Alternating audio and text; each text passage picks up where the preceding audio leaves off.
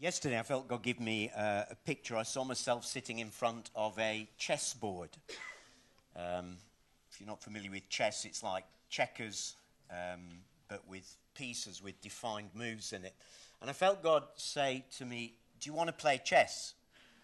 So I said, yeah, okay. So I moved my piece and he moved his and then I moved my piece. And then I saw him pick up his bishop. And if you know the game, bishops can only move in diagonals. And I saw God move this bishop in a diagonal this way. And then he went. And I said, "Here, God, you can't do that." And I felt God say, and as I heard him say this, I saw the chessboard expand as well. So this happened at the same time. And from sort of 8 by 8, it sort of suddenly got bigger. And I felt God say, I'm changing the rules and I'm expanding the board. And suddenly on this board I could see all these bishops who represented apostles. Sorry for the African brothers, it's not local pastors or anything.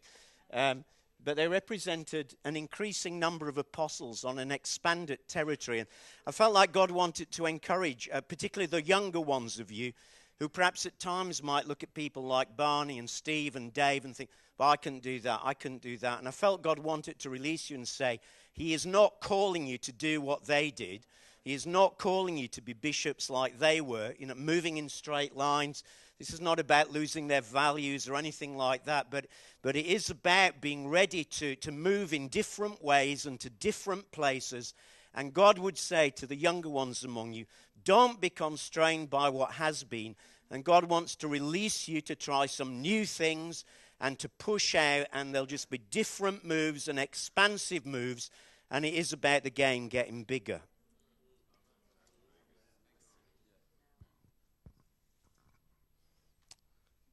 Thanks, Mike. This is a word that I've had since we first gathered on Monday evening, but I didn't feel like I just quite had the liberty to share it because it hadn't sort of formulated. For those of you who aren't from British culture, you may not be familiar with our DIY obsession. But in this country, we have lots of shops where we go and we buy bits of timber and we take on projects in sort of doing up our own homes. And I just saw us with a tape measure, getting ready to do another DIY project. Some of you who, sorry, do it yourself. Okay, so do it yourself work sort of in the home, putting in our own kitchens and bathrooms and that sort of thing, rather than being generous enough to pay somebody else to do the work. And I saw some of us with a tape measure in hand, and it was like we were sort of, just measuring out for the next little bit of work. And we'd got a few things that we were working on.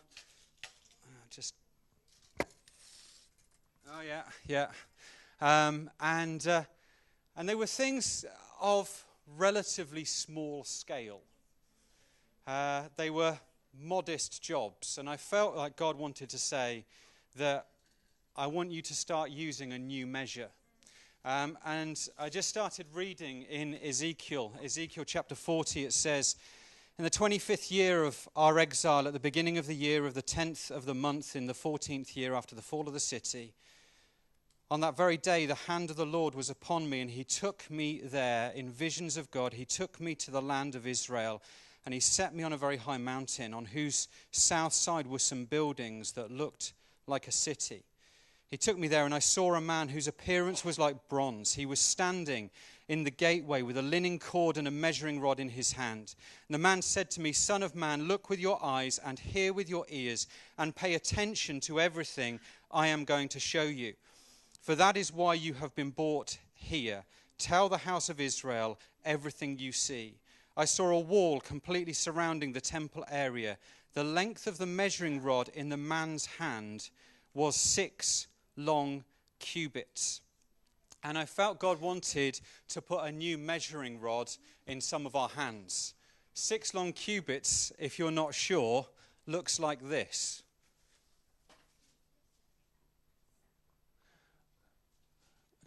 I went and had this cut this morning. Now, that's not actually a very useful piece of timber if you're trying to measure out to fit your kitchen in your home. It's not a very useful thing if you're trying to measure out where the curtains are going to go in your church building. But the reason I feel God wants to say to you that he's putting a new measure in your hand is because those aren't the jobs that he's calling you to anymore. The jobs that he's calling you to are going to require you to measure out large territories. And as you go on in Ezekiel from chapter 40, he starts to measure out the temple. He starts to measure out the court. We start to get to measurements of 500 cubits. And then we get to the measurement of land, the division of the land, and we start to get measurements of 25,000 cubits. And all of a sudden, this is no good anymore. He wants to put a new measuring rod in your hand, because he wants you to measure out new territory.